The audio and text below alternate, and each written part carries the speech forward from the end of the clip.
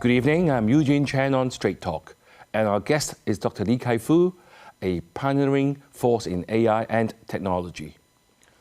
Former president of Google China and a top executive at Apple and Microsoft, he is now the founder and CEO of 01.ai, a rising star in China's AI landscape. A PhD in computer science from Carnegie Mellon, he is also a best-selling author, a venture capitalist, investing in the next generation of tech disruptors. Named one of Time's 100 most influential people, Dr. Li blends Silicon Valley's expertise with deep insights into China's innovation machine. We're excited to have him discuss how Hong Kong can seize the AI moment. Welcome, Dr. Li.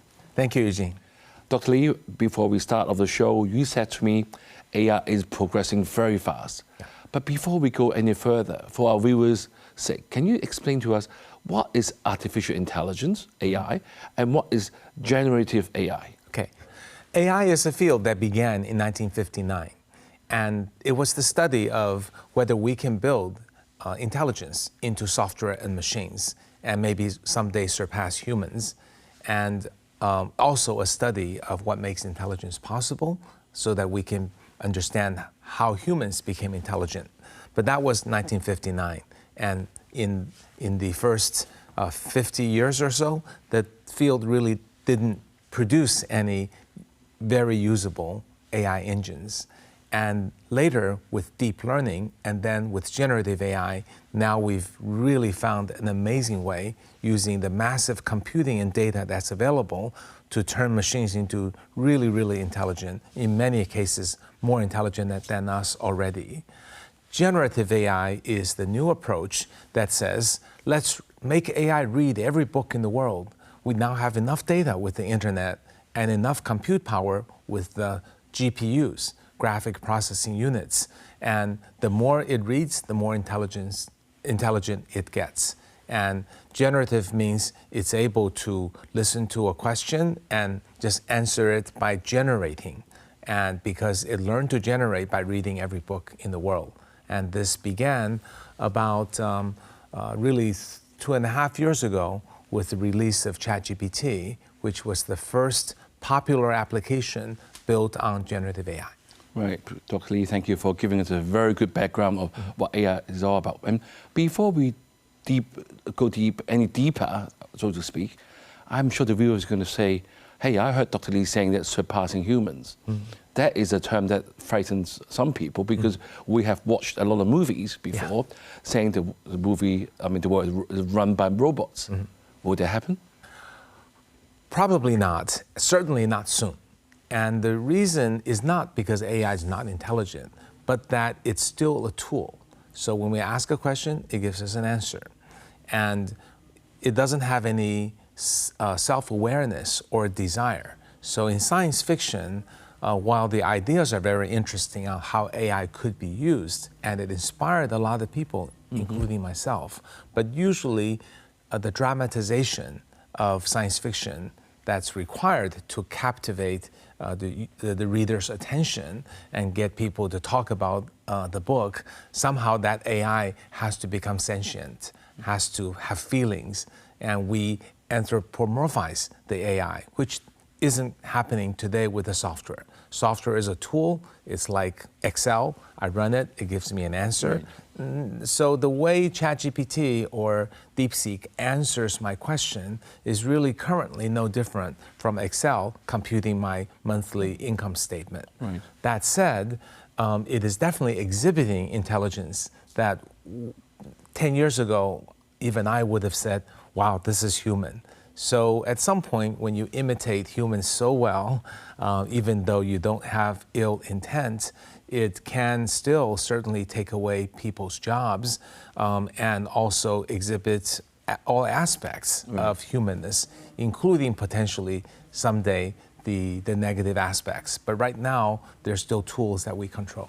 Right, Dr. Li, when you mentioned that, my mind's actually running for your information that you have just had. The world with all the geopolitics happening, Yeah. We've seen, unfortunately, a lot of wars all over the world with drones attacks, with all these satellite attacks, etc., etc. Yeah. If this AI power is fall into the wrong hands, how can we protect ourselves from it? Because it can go, I mean, even do better than humans. Yeah. I mean, with less emotion, I mean, let's do something nasty. Yeah. What is your take on that? Yes, I think that is a real danger. I think while AI becoming evil is unlikely in the short to medium term, evil people using AI to do evil deeds are indeed possible. So I think AI safety is increasingly more important. Part of it means the companies building very smart AI engines shouldn't answer questions that are harmful to other people, like how to build a biological weapon, for example, or sneak a gun through an airport. Those questions simply shouldn't be answered. But I think that only provides a first level of protection. I think there also needs to be a strong enforcement of laws, not necessarily new laws, but the laws of fraud, violence, etc., should be equally applied to people who use AI to commit crimes, and people should be punished equally, if not harder, if they use AI as a way to proliferate such things, such as spreading rumors, being hurtful speech, targeting people, brainwashing people, all the way to financial theft, to stealing people's identity, credit cards, to pretend to be someone else, or to even harm people's health and lives. These should be punished under current laws, and people might even be punished more if they use AI to do more harm than if they did it one-on-one as a human. Right, I think, and also before we start the show, you said AI is like the word internet 10 years ago, where people think, oh, why should I be bothered with the internet? Yeah. Now everybody's using it. Yeah. So how do you see the everyday person find AI going to assist them and help their life better? Yeah, I'll just describe for myself. I don't do anything without AI now. If I want to know what's new, I go to a AI-assisted engine and ask questions about current events and get targeted answers. And whenever I search for content, I don't use Google first anymore. I ask an AI engine, but with web search turned on, right? I would go to DeepSeek, and with the online search turned on, I can find anything I want with more accuracy. If I want more details on specific websites or something, I would still use Google. But usually, when people used to go to Google, it was with a question they want answered, like what's the fastest rising stock for the last week? Or what did Elon Musk say during the recent events about cutting research? Right? Those are things people want to know. Now you don't have to go to search engine and type keywords and piece together what's the best website. You just ask the question, you get the answer. Right. And then when I want to write a document, I don't write it myself anymore. I give a very detailed prompt. I have Perplexity or Google or DeepSeek write it for me, then I would edit it. And PowerPoint's the same thing. I would use a tool called Pop AI, which we produce, that creates PowerPoint for me. Of course, I would edit it, but it would save a lot of time. These are just some examples, because if you break down activities of everything you do, they are going to be all transformed by AI. Right. Just like 30 years ago, everything was transformed by PC, 15 years ago by phone, mobile phone and mobile internet, and now by AI. Every app will be different. Right. You have to jump in and use it now. Right. Thank you for telling me. I'm going to start doing it, maybe my script next time on AI. Yes. In February, we had Professor Wang Ganfei here, and we talked about DeepSeek when it first came out. Yeah. And actually, only in months, the advancement actually have even further stunned the tech world with even more progress, like bigger models, multi-model capabilities, and even global interest. How do you assess the difference or the significance between like the Chinese-based DeepSeek versus, say, the American sort of use ChatGPT? How do they rate, value against one another? The two technologies are very comparable. I would say the ChatGPT usually comes out with new ideas, more breakthroughs before DeepSeek. But DeepSeek always catches up within 3 months or so. I see. And also DeepSeek's engineering and cost is significantly better than ChatGPT. So one's better in research, the other's better in engineering. So roughly, it's fair to say they're equal. But what's very important is that DeepSeek is open source and free. So anybody can use it. And every company can put DeepSeek on their internal server and use it internally without the data leaking to other companies. So I think DeepSeek's open source approach and the free approach is really changing the way people, especially businesses, think about how they use generative AI. Because now there is a free version of ChatGPT that doesn't require sending your data to the internet. And your data is valuable to you. It may be private information, and it's safer to be run inside your company. Right, okay, Dr. Lee, let's take a short break now. And viewers, we will be right back. Welcome back. We have been exploring the world of artificial intelligence with founder and CEO of 01.AI, Dr. Lee Kai-Fu.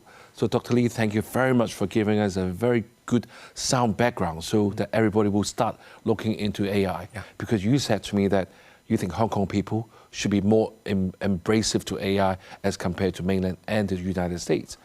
When you're saying that, I mean, I know that AI adoption is becoming sort of a global thing, but the development is concentrated in a few regions. How do you say, or where does Hong Kong fit in all this? Where are we? And also, you know, we have some good universities and also with fintech at the adoption. Do we have the infrastructure to move from being an AI user to, say, an AI creator? What do you think? I think the potential is tremendous, but we're currently at a deficit. And perhaps the reason is that when ChatGPT took off, that really got Americans and English users excited. Normally that would have spilled to Hong Kong because of the English speaking, but ChatGPT blocked Hong Kong from using it. So it didn't quite share that excitement in 2022, December. Then I think China developed a lot of engines, and DeepSeek really rose up to be an amazing product just starting this January 2025. I think that it got some buzz in Hong Kong, but I have to say it's much less than the mainland.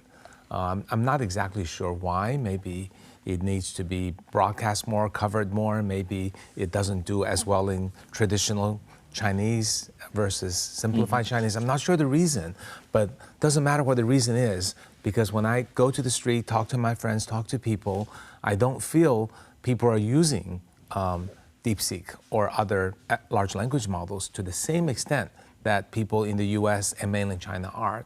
And that is a big problem, because if you imagine a country or region that didn't embrace the internet or embraced it 2 years or 3 years later than other countries and regions, that would cause the companies to not be able to reap the benefits of saving money, making money, increasing productivity. And I agree with you that financial is clearly the best sector to apply.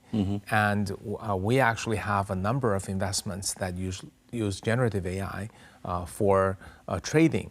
And this is clearly the best area, because when you want to apply AI, the best field is one that is purely quantitative. You don't need robots or factories, it's just numbers. And financial applications are just numbers.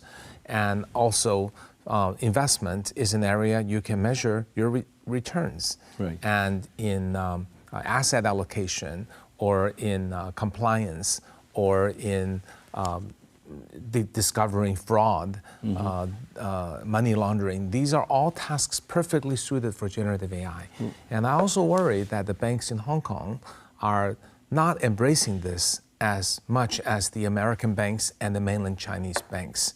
And I think it's imperative, because falling behind has serious consequences, and also Hong Kong has every reason to be ahead, not behind, because of the great AI minds in the universities and the great financial markets that Hong Kong currently has. Right, Dr. Lee, thank you for elaborating on that point. Hong Kong is sort of tasked by the central government that we have to be technological, be advanced, and be aware of all the developments. So with this AI developing, I just asked earlier, do we have enough talents in Hong Kong to even reinvent the wheel? Because some argue that Hong Kong's economy is a small one, you can just import it. But however, would you be concerned if we rely too much of so-called a foreign technology, if we use ChatGPT rather than DeepSeek? What is your take on that? Well, I think we should all use DeepSeek and not ChatGPT. Right, okay, good. Because ChatGPT is not made available, and if we go out of our way to use it, we don't know what are the consequences. Also, these generative AI are trained on the data in the country in which they're collected. So ChatGPT has an American bias, and surely DeepSeek has a Chinese bias. But if we have to choose one, I think we're part of China. Choosing DeepSeek is the right answer, and I think people should use it. It doesn't mean you have to use the it doesn't mean you have to use the DeepSeek app. There are many apps that use DeepSeek. Right. For example, Tencent's Yuanbao uses DeepSeek.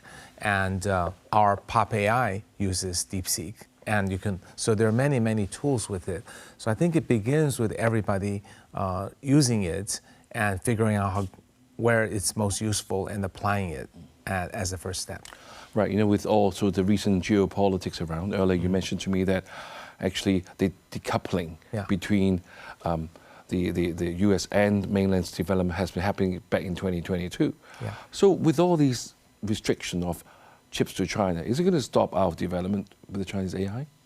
No, I think Chinese AI stands at a great point now because we have a foundational technology. We basically have a national model, so we're focusing development and support for DeepSeek, whereas in the US, there's still many models fighting it out. Also, we're at a stage where applications can be built, which is what I'm taking 01.AI, is building applications on DeepSeek. We have the foundational layer, it's caught up, and Chinese companies are better at building applications than American companies. If you look at TikTok versus Instagram, WeChat versus WhatsApp, Meituan versus Groupon, Chinese companies and people and entrepreneurs are just better at building apps.